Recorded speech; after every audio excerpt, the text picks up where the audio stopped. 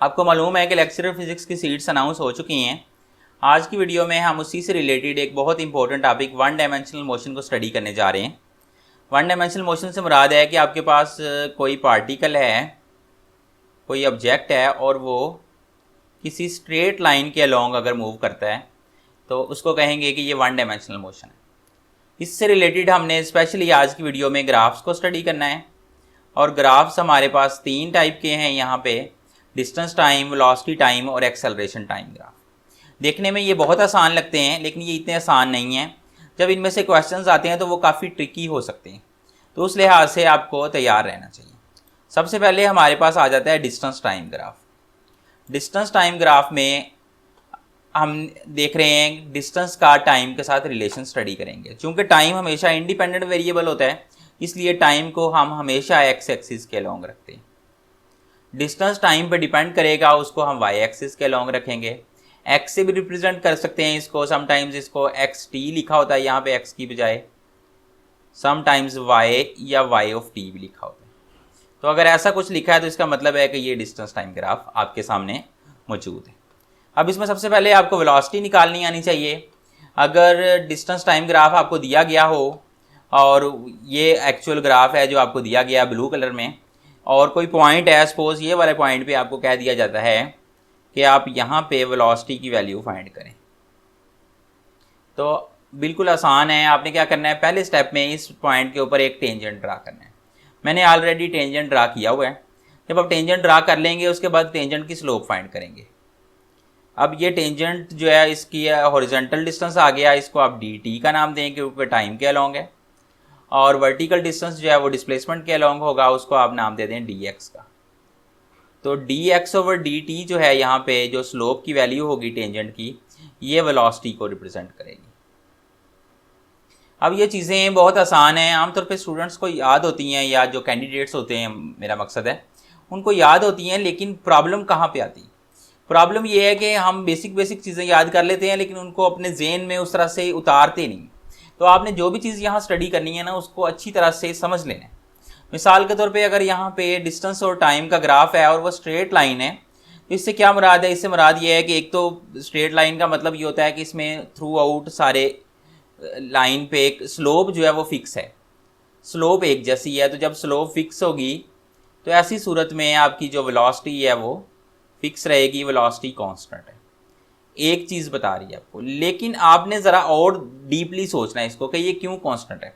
देखें, अगर मैं यहाँ पे कोई टाइम इंटरवल ले लेता हूँ, कुछ टाइम ले लेता हूँ, उसको डी टी का नाम देता हूँ, उसमें देखता हूँ कि डिस्टेंस कितना कवर हुआ। डिस्टेंस जो है वो इस डायरेक्शन के अलोंग है, ये डिस्टेंस नहीं है, ये तो ग्राफ है ना। एक्चुअल में डिस्टेंस इसके अलोंग कवर हुआ है और वो मेरे पास डी एक्स है। अब इतना ही टाइम मैं कहीं और ले लूँ, यहाँ पे भी वही टाइम मैं ले लूँ डी टी के बराबर, तो यहाँ पे अगर मैं डिस्टेंस देखूंगा तो वो भी अगेन डी एक्स ही कवर हुआ होगा। यानी ये डिस्टेंस और ये डिस्टेंस इक्वल होंगे। सादा लफ्ज़ों में आप ये वाली ट्राइंगल जितनी जगह मर्जी बना लें, इसकी जो बेस और हाइट है वो सेम रहनी है। अगर बेस सेम रहती है, हाइट एटलीस्ट सेम रहनी है। तो ऐसी सूरत में आप कह सकते हो कि बॉडी इक्वल इंटरवल्स में इक्वल डिस्टेंसेस कवर कर रही है, तो उसकी वेलोसिटी कांस्टेंट है। अब यहाँ पे देखो कि यहाँ पे अगरचे लाइन स्ट्रेट है तो वेलोसिटी तो डेफिनेटली कांस्टेंट होगी, लेकिन हम यहाँ देखने जा रहे हैं कि वेलोसिटी कितनी है। अब देखो, टाइम के साथ जब आप टाइम पास कर रहे हैं, आप कर्व पे इस डायरेक्शन में मूव कर रहे हो, इस लाइन के ऊपर, स्ट्रेट लाइन के ऊपर, तो आपका टाइम तो चेंज हो रहा है लेकिन आपका जो वाई एक्सिस पे कोऑर्डिनेट एक्स है वो फिक्स है। इसका मतलब है टाइम के साथ पोजीशन में चेंज नहीं आ रही, तो बॉडी रेस्ट में है। तो जब बॉडी रेस्ट में हो, पोजीशन में चेंज ना आ रही हो टाइम के साथ, तो वेलोसिटी क्या होती है? जीरो होती है। जीरो भी कांस्टेंट होता है, यानी यहाँ वेलोसिटी कांस्टेंट भी है, लेकिन उससे ज़्यादा मोर इंपॉर्टेंटली पता होना चाहिए कि ऐसी सूरत में वेलोसिटी क्या है? जीरो है। अब यहाँ पे देखें कि ये ग्राफ नीचे की तरफ आ रहा है। अब आपसे अगर कोई पूछे कि इसका एक्स एक्सिस के साथ इस बॉडी का एंगल कितना होगा, तो वो एंगल नहीं है। यहाँ पे बॉडी तो एक्स एक्सिस के अलोंग ही मूव कर रही है। सपोज एक्चुअल मोशन अगर देखें ना, जिसमें एक्स वाई कोऑर्डिनेट है, एक्चुअल मोशन में टाइम तो नहीं होना, तो ये एक्स है, ये वाई है। तो बॉडी या इस डायरेक्शन में मूव कर रही है या इस डायरेक्शन में मूव कर रही है इन ग्राफ्स में। किसी एंगल पे बिल्कुल मूव नहीं कर रही। अब देखो टाइम के साथ डिस्टेंस कम होता जा रहा है, इसका मतलब है कि इस ग्राफ में बॉडी जो है वो टाइम के साथ लेफ्ट की तरफ मूव कर रही है, इस तरफ को जा रही है। तो ऐसी सूरत में हम कह सकते हैं कि इसकी वेलोसिटी जो है वो नेगेटिव होगी, क्योंकि ये बॉडी की मोशन की डायरेक्शन एक्स एक्सिस की तरफ, पॉजिटिव एक्स एक्सिस की तरफ नहीं है बल्कि नेगेटिव एक्स एक्सिस की तरफ। अब आपके सामने यहाँ पे डिफरेंट ऑब्जेक्ट्स के लिए लाइंस बनाई गई हैं। मिसाल के तौर पे आप समझो कि आपके पास काफ़ी सारे ऑब्जेक्ट्स थे, एक ए है, दूसरा बी है, तीसरा सी है, और उसी तरह डी ई करते करते यहाँ पे ये एफ है। तो जो ए वाला ऑब्जेक्ट है जिसके लिए ये लाइन शो की गई है, उसमें आप देखो तो ये लाइन बिल्कुल हॉरिजॉन्टल है। हॉरिजॉन्टल लाइन के लिए मैं बता चुका हूँ कि वेलोसिटी 0 होती है। बी वाले के लिए वेलोसिटी ए से ज़्यादा होगी क्योंकि डिस्टेंस चेंज हो रहा है, लेकिन सी वाली लाइन पे देखो तो डिस्टेंस ज़्यादा तेज़ी से चेंज हो रहा है। ए से ज़्यादा बी की वेलोसिटी, बी से ज़्यादा सी की, सी से ज़्यादा डी की है, डी से ज़्यादा ई की वेलोसिटी है, और एफ की वेलोसिटी जो है वो इन्फिनिट है। यानी ऐसा पॉसिबल नहीं है कि ग्राफ बिल्कुल ऐसे सीधा वर्टिकल हो। इसका मतलब ये है कि बॉडी एक ही वक्त में बहुत सारे पॉइंट्स पे मौजूद है, जो कि हो नहीं सकता। तो बहरहाल आपको ये कॉन्सेप्ट क्लियर होना चाहिए। सिर्फ कॉन्सेप्ट देने के लिए मैंने ये सारा ग्राफ बनाया है। इसमें ये वाली लाइन एटलीस्ट कॉन्सेप्ट के लिए शो की है कि जितना लाइन जो है वो हॉरिजॉन्टल होगी उतनी वेलोसिटी 0 के करीब होगी। मतलब बी नियरली हॉरिजॉन्टल है तो वेलोसिटी बहुत कम है, ई नियरली वर्टिकल है तो वेलोसिटी ज़्यादा है। उसी तरह से आगे इस ग्राफ को आप देख लो तो यहाँ ये लाइन जो है स्टार्ट में तकरीबन हॉरिजॉन्टल है, इसकी वेलोसिटी जो है स्टार्ट में काफ़ी कम होगी, लेकिन आगे जाके वेलोसिटी बढ़नी शुरू हो गई है, और यहाँ पे जहाँ पे वेलोसिटी लाइन बिल्कुल सीधी हो गई है वहाँ पे वेलोसिटी क्या है, इन्फिनिट है। इन्फिनिट वेलोसिटी नहीं हो सकती, लेकिन सिर्फ कॉन्सेप्ट देने के लिए इसको भी यहाँ पे बनाया।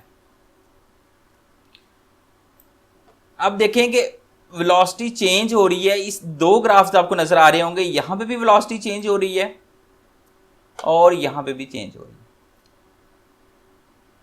क्योंकि स्लोप चेंज हो रही है ना। लेकिन देखो यहाँ पे स्टार्ट में लाइन क्या थी, हॉरिजॉन्टल, आगे जाके वर्टिकल हो रही थी। तो यहाँ इस ग्राफ में वेलोसिटी जो है वो इंक्रीज कर रही है, टाइम के साथ वेलोसिटी इंक्रीज कर रही है अगर बैंड नीचे को है। अगर बैंड ऊपर को है तो इसी सूरत में लाइन शुरू में ज़्यादा वर्टिकल थी, आगे जाके हॉरिजॉन्टल हो रही है।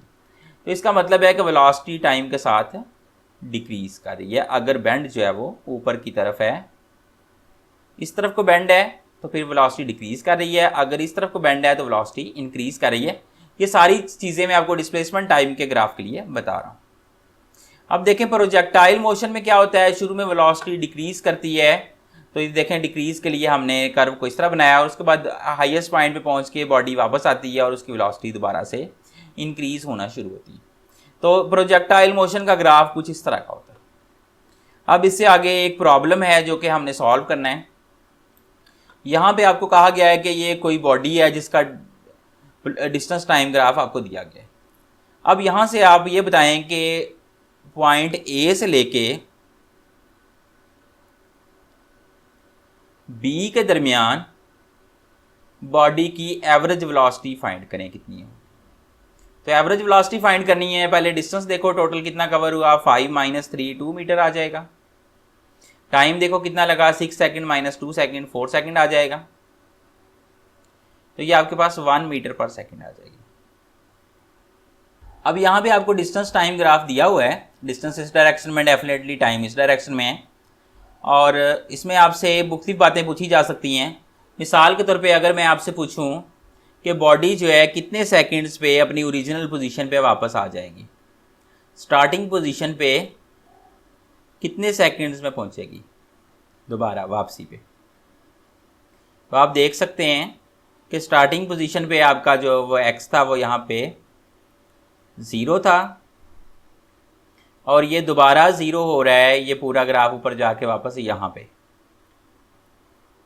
तो आपका जो है बॉडी जो है स्टार्टिंग पोजीशन पे पहुंचेगी t = 4 सेकंड्स पे।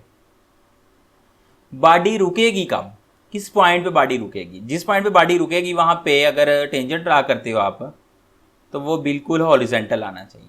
तो ये वो पॉइंट है जहाँ पे बॉडी रुकी हुई है। इस पॉइंट पे एक लम्हे के लिए आप समझ लो कि बॉडी रुकी है।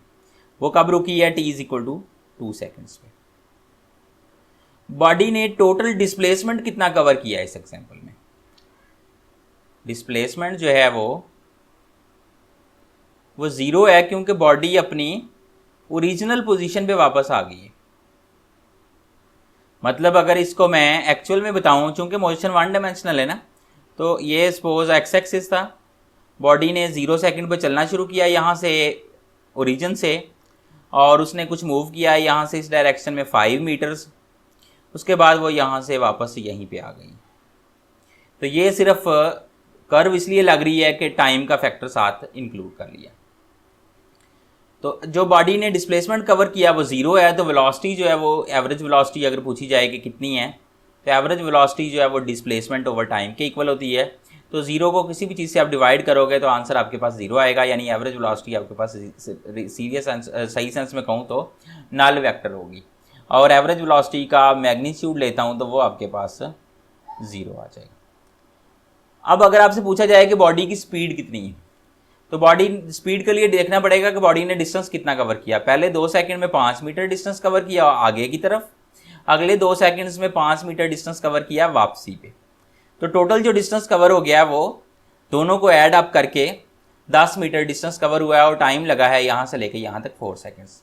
तो स्पीड अगर आप फाइंड करना चाहते हो, अब जगह वैसे बची नहीं है कहीं, तो स्पीड के लिए आप टोटल डिस्टेंस को देखो 10 मीटर है, टाइम को देखो 4 सेकंड है, डिवाइड करो तो आपके पास 2.5 मीटर पर सेकंड स्पीड आ जाएगी। यानी इस एग्जांपल में स्पीड तो है, बॉडी की एवरेज स्पीड 2.5 मीटर पर सेकंड है, लेकिन एवरेज वेलोसिटी जो है वो उसका मैग्नीट्यूड 0 के बराबर है। अब यहाँ पे इससे आगे आ जाते हैं, जब बॉडी जो है वो पीछे की तरफ जा रही है, वापस जा रही है, तो यहाँ पे 2 ग्राफ्स मैंने शो कर दिए इकट्ठे। अगर ग्राफ ब्लू लाइन की तरह का हो, इसका मतलब है कि शुरू में एक ग्राफ जो था वो ऑलमोस्ट हॉरिजॉन्टल था, आगे जाके वर्टिकल हो रहा है।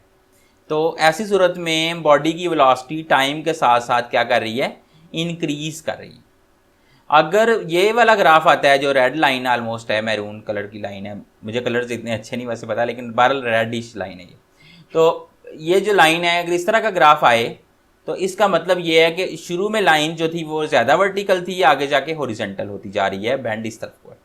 तो ऐसी सूरत में बॉडी की वेलोसिटी जो है वो शुरू में उसका मैग्नीट्यूड ज़्यादा होगा, आगे जाके मैग्नीट्यूड कम हो गया। या स्पीड के लिहाज से कहूँ तो यहाँ पे स्पीड ज़्यादा है, यहाँ जाके कम हो रही है, जबकि यहाँ इस ब्लू लाइन में स्पीड यहाँ पे कम थी और यहाँ पे ज़्यादा होगी। तो ये डिस्टेंस टाइम की से रिलेटेड बहुत सारी चीज़ें मैंने आपको बताई हैं। इसी तरह से नेक्स्ट वीडियोस में हम जो है वो वेलोसिटी टाइम और एक्सेलरेशन टाइम ग्राफ्स को भी स्टडी करेंगे, और आप मिस ना कीजिएगा। अभी आपको एंड स्क्रीन पे नज़र आ रहा होगा, तो आप उस पर क्लिक ज़रूर कीजिएगा। शुक्रिया।